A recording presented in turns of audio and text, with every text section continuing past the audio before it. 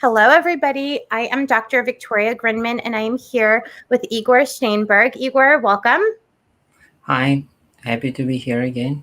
Yes, this is our second time for those that are coming on. I'm just going to wait for some people to join us. I am sitting on my couch. You can hear my dog. And Igor, we're here today because we wanted to dig a little bit deeper into the Feldenkrais method.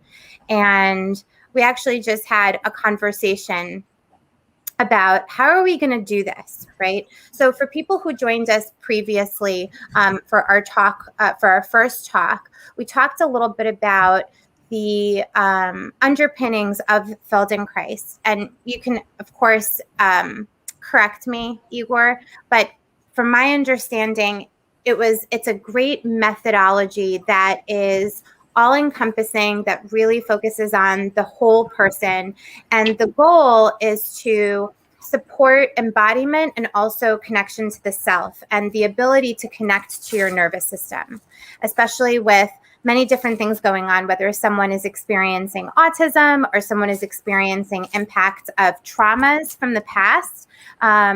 There's a difficulty oftentimes of being embodied, feeling your body, and also being able to be connected to your nervous system, which is an important part of being able to regulate emotionally and so on and so forth. And so, did I get that? Do you want to fill in some of the holes?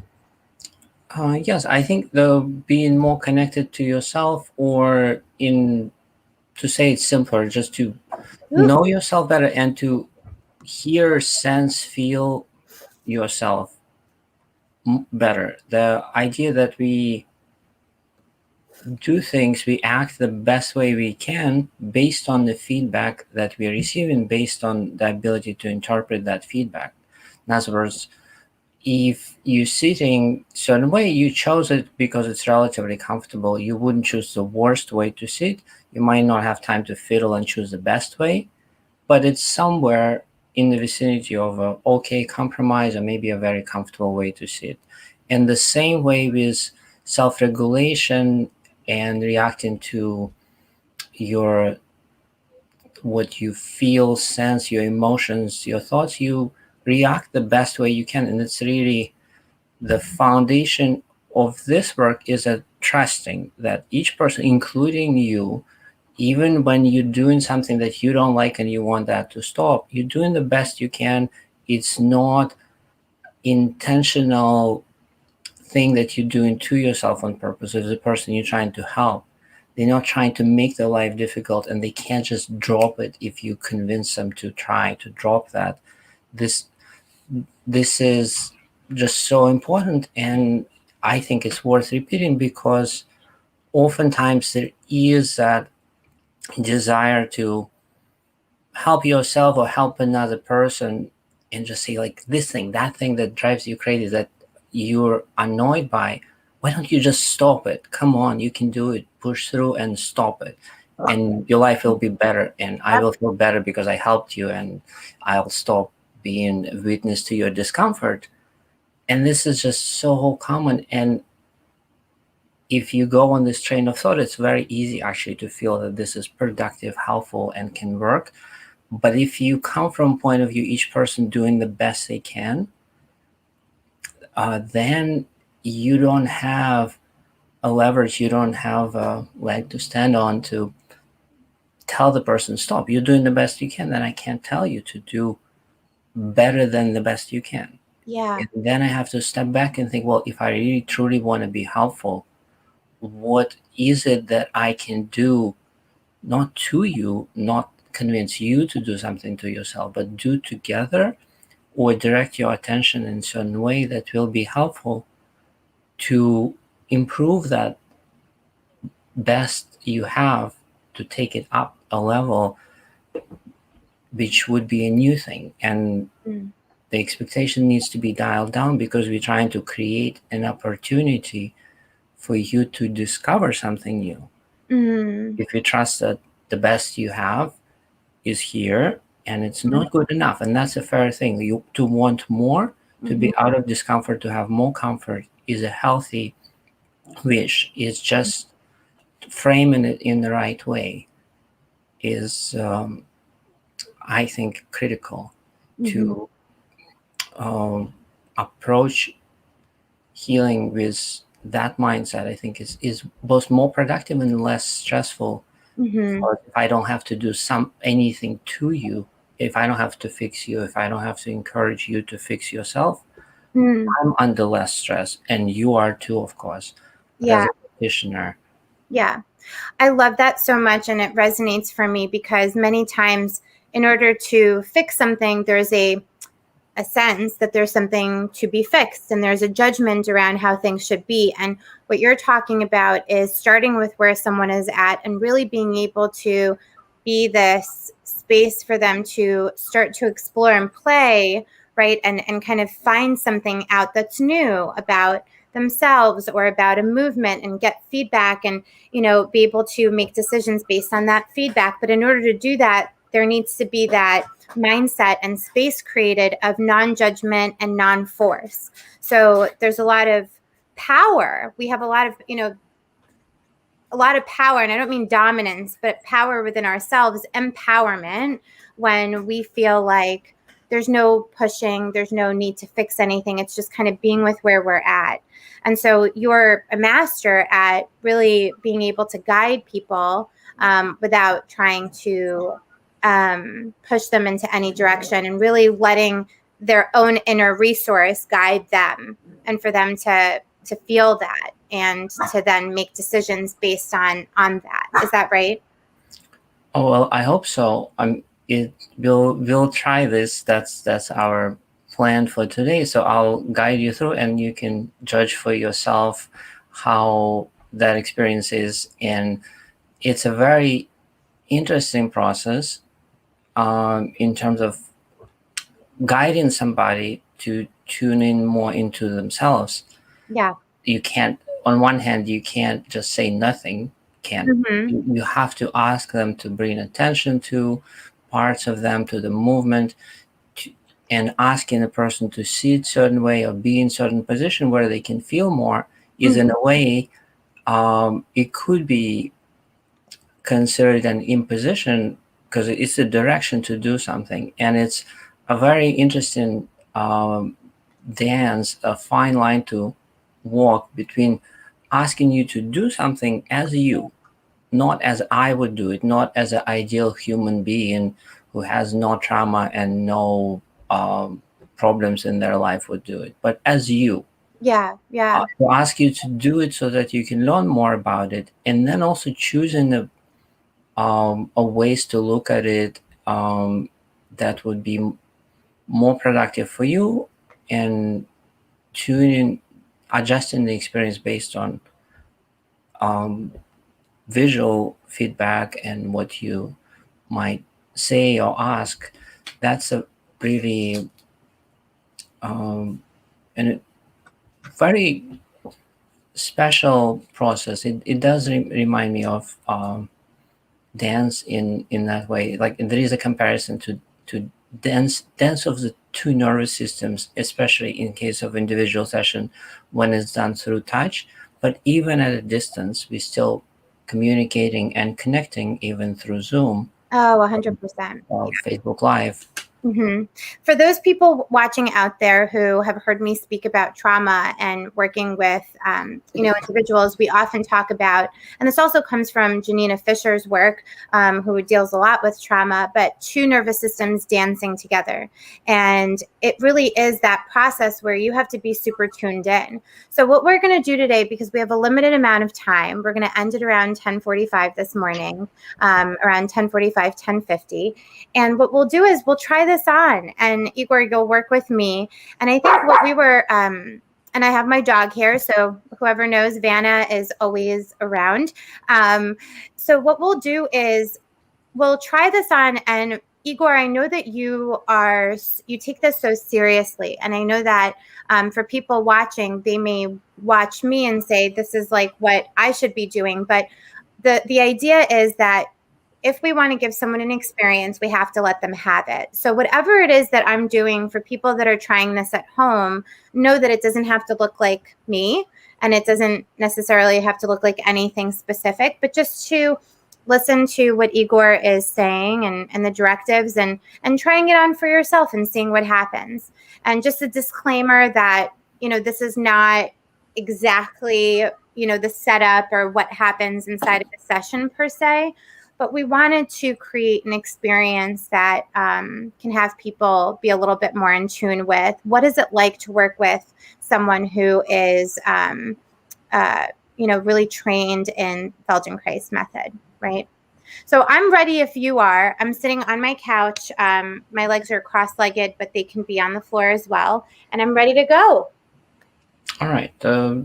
Take a moment and find a comfortable way to sit. And comfortable meaning where you don't have to hold yourself, nothing is bothering you. And if you're watching this live or in the recording, you can sit in a chair and put your feet flat on the floor. You can lean on the back of the chair if that doesn't make you slouch in an uncomfortable way. And really take time to try a few different things that you think may be helpful. Should I close or open my eyes? It's up to you. And I guess for viewers, you could close your eyes because it's not important to see what's happening. But if you feel like you want to take a peek anytime, feel free to open your eyes and follow your breathing for a few inhales and exhales. Just noticing what moves as you inhale, how rib cage expands, where else do you feel movement or change in muscle tone. And start a gentle movement of turning your body, turning your torso to the right. And do that movement a number of times, each time coming back to neutral and pausing a little bit. So here, this is where the example of something, what I'm asking you to do is just turn in your own way, but make the movement smaller so that you can feel more about how it's happening. And simply making it smaller will already allow you to feel more. And then, of course, if there's anything about that small and seemingly easy movement that bothers you in any way, you don't have to run into your own discomfort. That's not the goal. So make it even smaller and take breaks between movements. An important thing is not to try to continue once you hit a little bit of a roadblock or resistance, run into some of your own tension. Next time, make a smaller movement so you can experience an easier, simpler turning, a higher quality of movement. And as you're turning in that small range that's very comfortable, and you could do it all day if you had to, don't worry if you won't, you can notice what moves first in response to your movement. What happens in your neck, in your shoulders, your lower back, in your eyes, anywhere.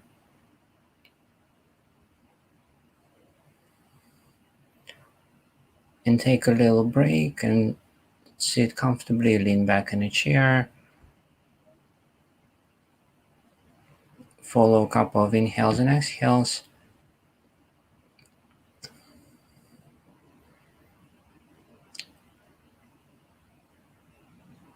And when you're ready to continue, resume turning again to the right and gently turn your head to the left at the same time. So this is something maybe counterintuitive, a bit of a puzzle. Take time finding a way to do it easy. It doesn't matter how far you go.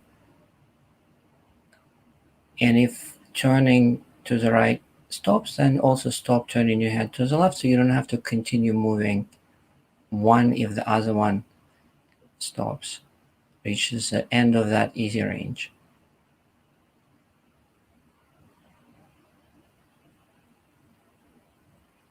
And see that this doesn't interfere with your breathing, doesn't bring a very serious focused expression on your face.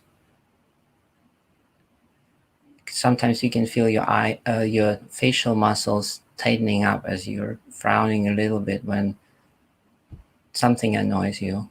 And we don't want to annoy ourselves here because that's not the goal. It doesn't help discovering. And then start just turning to the right without doing anything else. Just turn to the right a few times.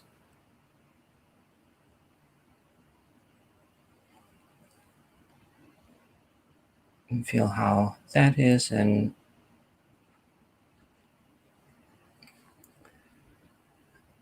notice what responds first, and just take some time to attend to this movement.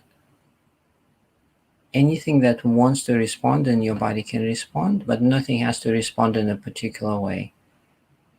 And this could be a good stopping point. And if you have more time and want to continue, you can do a similar exploration by turning to the left. I'm not going to talk you through it just in the interest of time. Can I ask a couple of questions or after? Yes, sure. But before you ask questions, if you can tell a little bit about your experience, like how was this for you? What were your thoughts? And well, not even so much thoughts, but discoveries. What have you noticed during, and how are you feeling now? Wow. Yeah. So I noticed that my face did become very, I guess it looked serious, but what I experienced was a tightness. And I'm actually experiencing stiffness, like turning. I don't know if it created, but I became more aware of the discomfort in my back. Mm-hmm.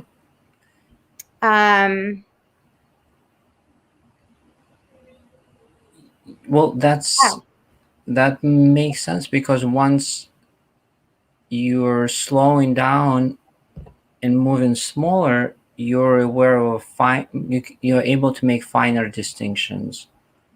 It's just like if you drive 90 miles an hour, you're not gonna notice like little things on the side of the road.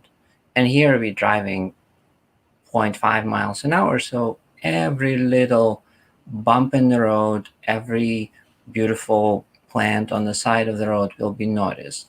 That normally you just pass through that. If I want to turn, I turn, and because I want to see something behind me, it doesn't matter from the point of view of my goal.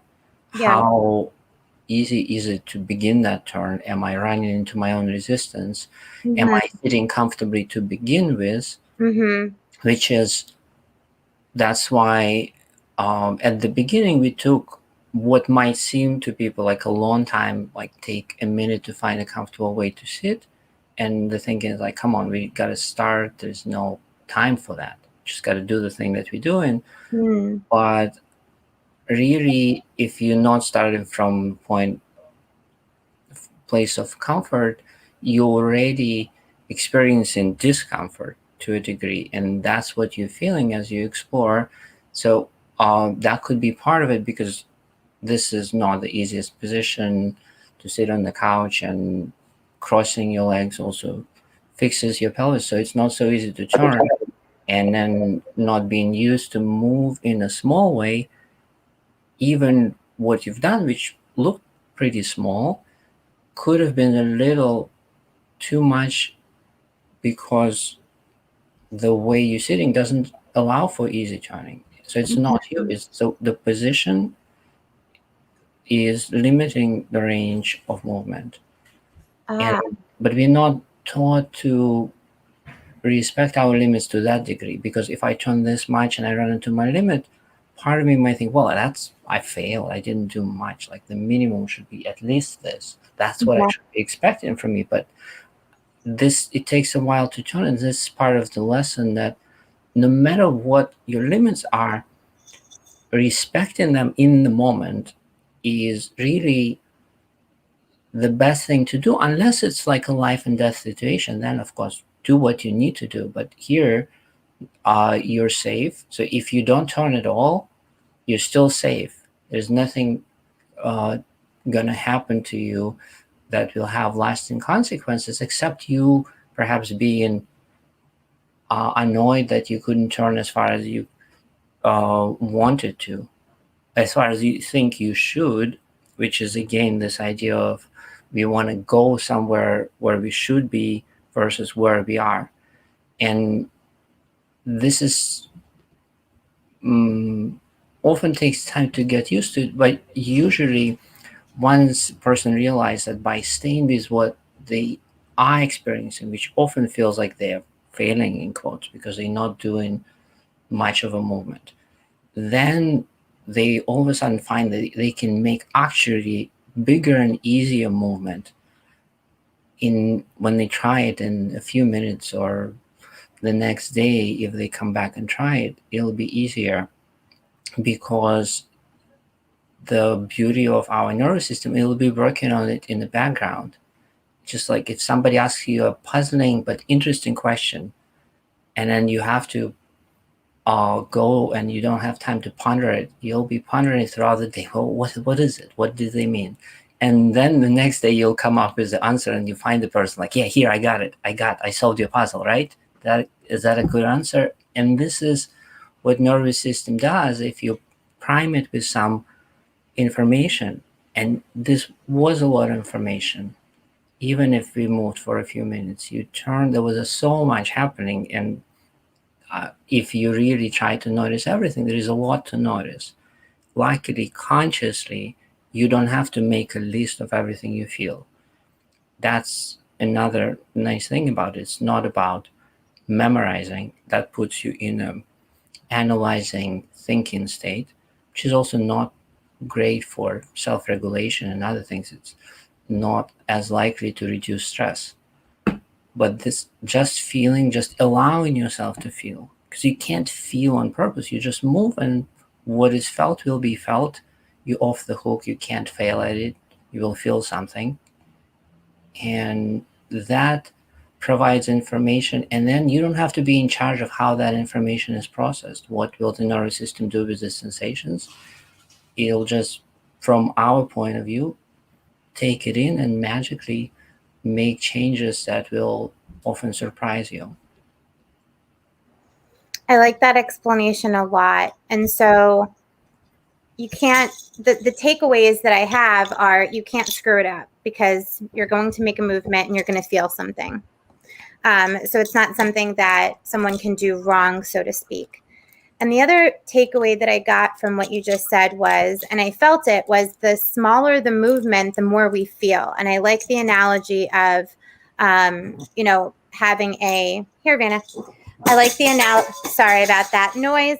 I like the analogy of having the idea of a car that's going really slowly, and you can, hear the gravel and feel the, the tire on the road, and, like you're really walking slowly and experiencing all of the little things, versus these movements that we make that aren't always processed that way. So for me, it was quite interesting. Like my breath, I don't know if you also work with the breath, but my breath started to stagnate a little bit, because my focus was so much on my movement and less on my experience of breathing. And so at times I felt like I had to really refocus back on my breath, and maybe, coordinate my breath with my movements, which I like to always do. So it was a very interesting experience. Well, the breathing, I guess, like to intentionally coordinate breathing with movement, that's kind of a more of exercise mode, where if you're doing like a fast pull-up, push-up, you have to exhale to coordinate. But when you're turning and doing something that's super easy, or when you're talking, you just breathe when you need to, so you don't have to breathe in any particular way. Really, sometimes the breathing is coordinated in certain ways to help you experience movement in different way. And mainly just making sure that you're not holding your breathing, which actually doesn't take much effort. Once you notice that you're holding your breathing, you already probably started breathing. So that's all there is to it. And that's another way to tell if you're comfortable doing the movement. Are you smiling? Are you frowning? Is your face neutral? Are you breathing? Or holding your breath?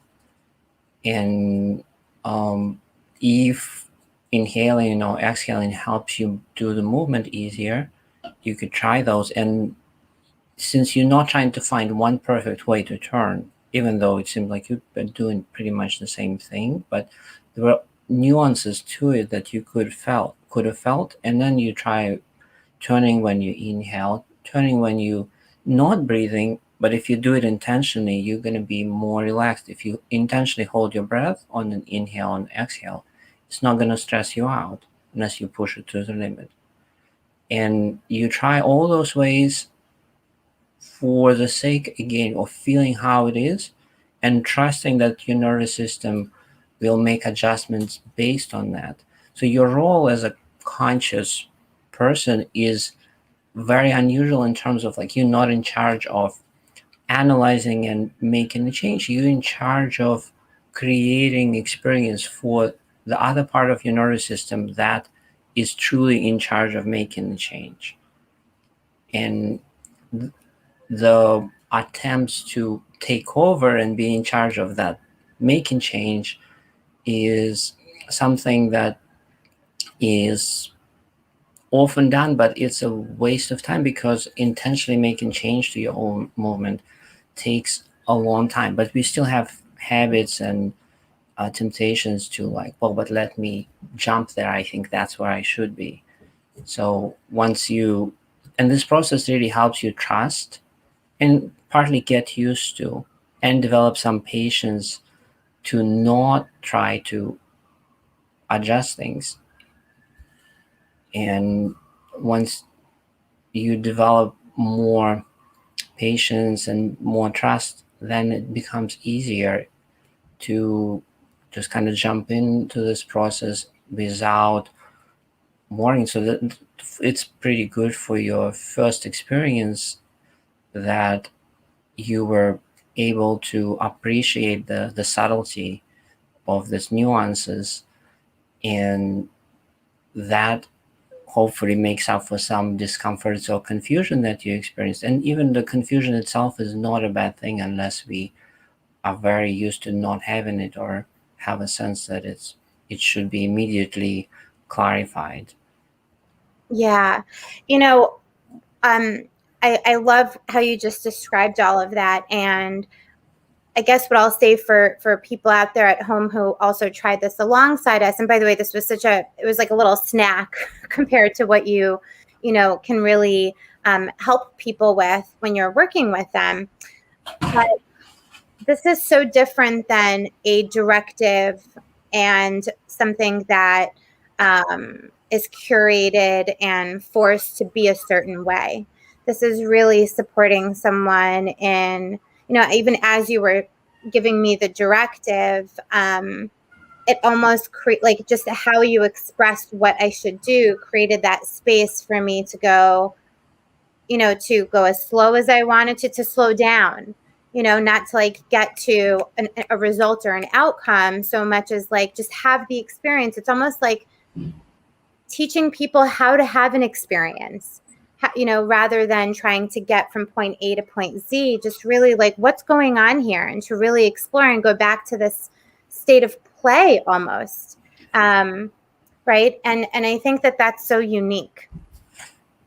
Yes, it is quite special, and it is like it is listening to ourselves, which in in the way things are, you often need to be taught how to listen, and to yourself or to other people.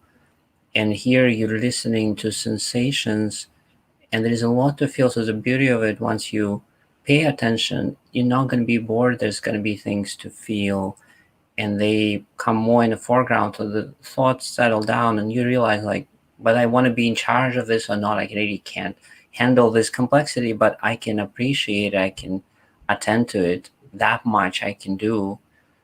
And it is to give credit to you and people who are going to try it for themselves. It's easier to listen to somebody else. When I watch you move, I'm really not you. I'm really expected and need. It's obvious that I need to give you time to understand what I'm asking you to try, and time to sense and feel. To give the same kind of attention to yourself is often more difficult and even more precious because of that, because we can be so casual with ourselves. We can demand, this is me. I can ask myself to do whatever I want, my choice, and I can force myself, push through, and so on. And often that's helpful. You can get the result, but sometimes it's unnecessary. And to know when, give yourself time and space. That's ability to self-regulate, give yourself time to restore your energy or to heal from some more traumatic things. That's often what is very, very helpful. The time and space to just be, or focus more on how you're being than what you're doing or any kind of goal. Mm. I appreciate that so much. I'm thinking of a particular person that I work with who, very much mimics so many of our clientele who have gone through very difficult experiences in life that oftentimes have forced them to be in positions that they themselves, didn't want to be in, whether that be sexual abuse or that be, forms of neglect and other types of things. And so coming back to your own sense of self and being able to trust yourself is very hard. Very often when we try certain things inside of session, and I do a lot of sensory motor psychotherapy work, so working with the body, there's a frustration of, I hate my body. People will say, I hate my body. I hate that it did this. I hate that it didn't do this. And so it's like a process of getting to know. It's like having a relationship with yourself all over again and saying, hey, nice to meet you, like what's going on for you, and really being gentle, which I think in the scheme of therapy in itself with traumatized, individuals is important, because this is, I think, the big stuck point inside of the work is when, there's this dance of I'm making so much progress and now my body's not cooperating. I'm making so much progress and now something's not cooperating. And there's this back and forth of I hate myself. I hate my body. I don't know why it's not doing what I want it to do. Why did it do what it did at that time? Why didn't it run away? Why didn't it shut down? Why didn't it scream? Why didn't it put its hands out, to stop the fall, whatever it is. And so this seems very gentle and inclusive of all of those feelings, and just very, very holistic. I very, very much liked it. Well, thank you. Well said. Yes, it does give you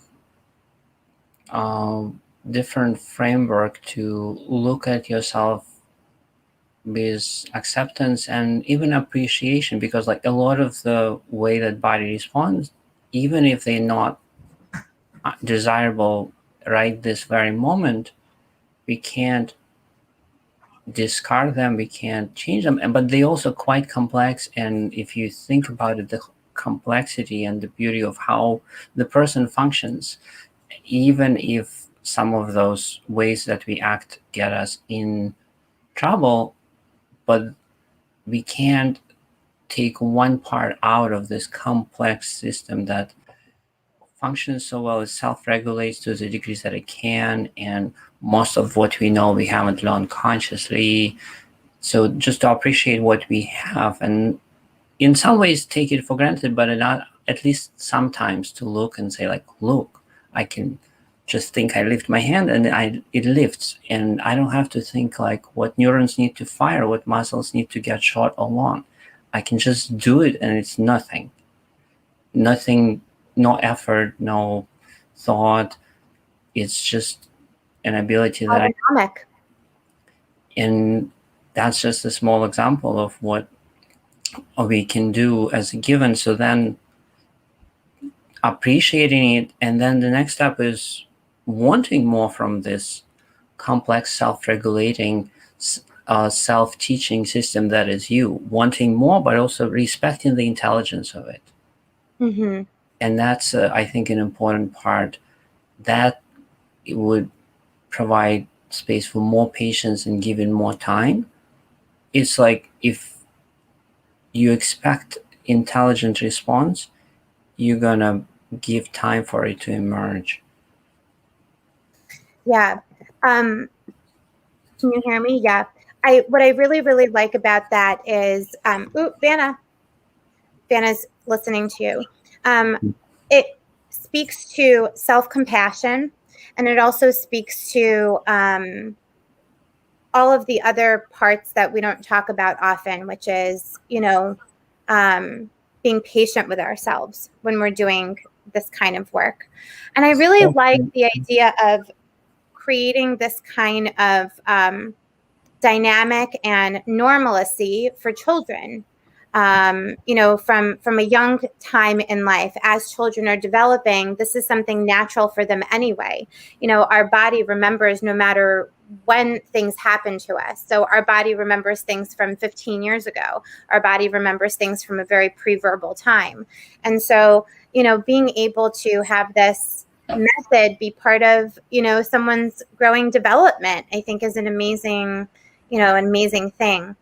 More so than just having it as a treatment, So incredible. Igor, I'm so sorry that we have to end because of our time, because this was so interesting. But any last thoughts that you want to leave people with? And I'm sure that this is something that we can come back to and do again, perhaps maybe with 2 or 3 other people if people were interested in definitely. I think a group class would be a good thing to have on Zoom that can be maybe broadcasted live, but have a few people who are, if anybody's interested, that would be a great thing to experiment with. And the last thought is, like, I really like what you said, not just trying to deal with troubles and trauma, but just as a lens to look at yourself and of course your life, but how you see yourself, how you treat yourself. This encourages more patience and compassion, not because compassion is this nice thing to give to yourself, and giving yourself time and space is great. Yeah, it is great, but it's also practically useful if you're dealing with the intelligent being that has this beautiful nervous system, that the brain that rewires itself based on experience. So really it is practical to give yourself space to be you, even when you want a result. And this is I think is something to think about, because often we give ourselves time and space, but when we want a result, I want them now, I want them yesterday. My body should be this, I should act this way, I should feel that way, I should never feel this way.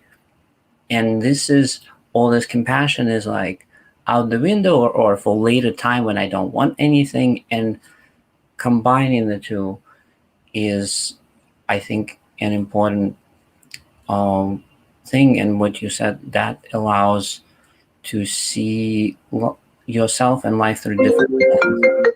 Yes. Lens of possibility and potential, and also having patience for that potential to be realized. Yes. Naturally. I love that. For everyone watching, thank you so much for joining us. I'm very excited to have another conversation with you, Igor. I think we should come up with something where we invite people. So if people are interested in being part of a group of maybe 5 of us, so you can guide us through some things, I think it would be wonderful. Vanna is going to be hopefully sleeping during that time, Igor, because she won't be joining.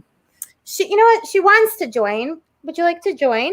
Yeah. Okay. That's We'll see. We'll fun see. thing about Zoom. People's pets usually come and join them.